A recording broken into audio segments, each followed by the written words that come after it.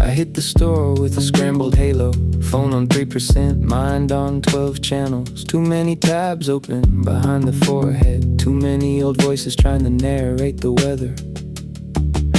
The apples look polished enough to lie, the speakers overhead drag some soft old song through the rafters, and every fluorescent tube in the place buzzed like it knew my legal name.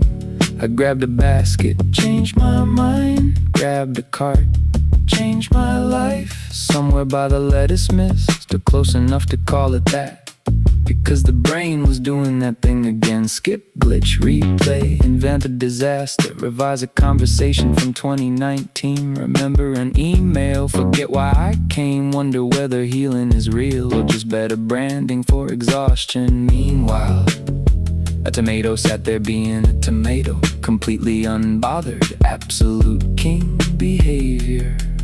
I respect that. There was a woman in a green jacket, choosing avocados with monk-level patience. A stock boy whistling like the world had not personally offended him, and a tired dad steering two kids through a negotiation about cereal with the poise of a hostage philosopher. And me, in the middle of it, trying to act normal while my thoughts kept turning into radio snow.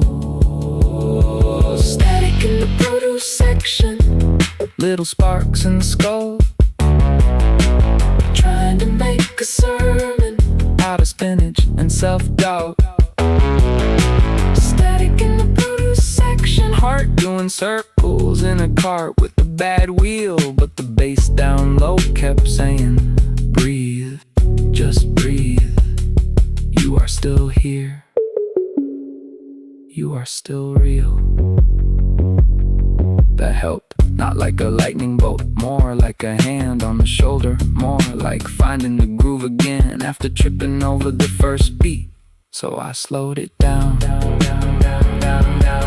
Read the signs, felt the floor under the shoes, noticed the cold from the freezer aisle creeping like a thought you don't mind anymore. Watched the mister come alive on the greens, like the whole wall had entered a dream sequence. Tiny drops on kale, looking more expensive than they needed to. And I thought, maybe peace is not silent, maybe peace is texture. Maybe it comes with background noise and squeaky carts and overhead announcements, and still chooses to arrive. That idea had legs. I kept moving, past the oranges stacked like small suns, past the herbs smelling like somebody's grandmother knew exactly how to survive, past the mushrooms looking like forest gods, and past the onions with their layered little theology. Everything has something to say. Once I stopped trying to win the argument in my head, the banana said, ripening takes the time it takes. The rice said, plain can still be holy. The dented can on the discount rack said, you are not disqualified by one rough night. Alright then, talk to me, aisle 9. I'm listening now. I used to think I needed retreat, mountain silence, a perfect chair facing a lake, the whole cinematic cure. But maybe my spirit is more blue collar than that. Maybe revelation clocks and wearing a name tag. Maybe transcendence, ride shotgun next to paper towels and frozen peas. Static in the produce section, brain all shimmer, no signal, then a little rhythm in the ribs, and the blur gets gentler. Static in the produce section, I came in split apart, but the soft green smell of the place kept stitching the edges, one breath, one item, one strange mercy at a time. A kid flew by in socks, because apparently rules are suggestions. His mom looked one sigh away from leaving Earth entirely, but then he laughed, that real laugh, the one with no audience in mind. And suddenly everybody nearby less lonely. That's the thing nobody tells you. We regulate each other, we hand off weather. A stranger dances 1 inch by the yogurt, and your whole afternoon gets lighter. The cashier says take care, like she actually means it. And now you're carrying something better than groceries.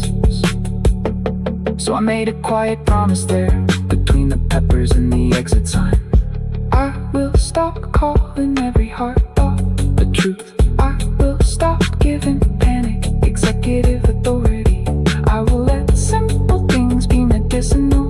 I will let my life be held by humble places. That last one almost got me, because I have spent years looking past the small door, waiting for the grand gate. Meanwhile, Grace kept showing up in the checkout line, holding me usable bags. By the time I got to the register, I wasn't healed, let's not get weird, but I was steadier.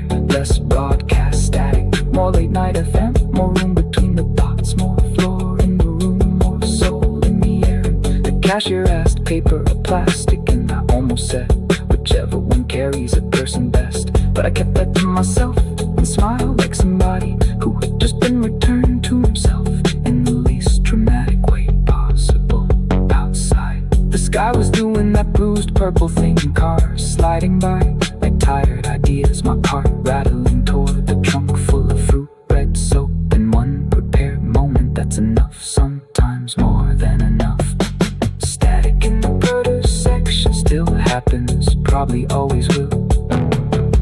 But now I know there's a rhythm underneath it, a warm low pulse beneath the noise. And if I stay with it, if I breathe, if I notice, if I let the